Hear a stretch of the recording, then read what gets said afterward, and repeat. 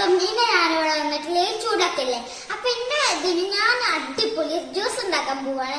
അപ്പൊ അതിനായിട്ട് എടുത്തിട്ടുള്ളത് അണ്ടിപ്പരിപ്പും ബദാം പരിപ്പും ഉണ്ട് കേട്ടോ. പിന്നെ നമ്മളതുള്ളത് നല്ല അടിപൊളി ഈത്തപ്പഴം ഉണ്ട് കേട്ടോ. ഇനി പാൽ നമുക്ക് ചേർക്കണം. അപ്പൊ നമുക്ക് ജ്യൂസ് അങ്ങനെ ഉണ്ടാക്കാന്ന്. അപ്പൊ എല്ലാവർക്കും അങ്ങനെ നമ്മൾ ഈത്തപ്പഴം നേഴ്സും പടക്കെ എല്ലാവരും നമ്മൾ പുതിർത്ത് വെച്ചിട്ട് കഴിഞ്ഞിട്ടുണ്ട്. നമുക്കിത് ജ്യൂസ് അടിക്കണം. അങ്ങനെ ഒരു ഗ്ലാസ് ഫ്രഷ് പാൽ നമുക്ക് ഇതിക്ക് ഒഴിച്ച് കൊടുക്കട്ടോ.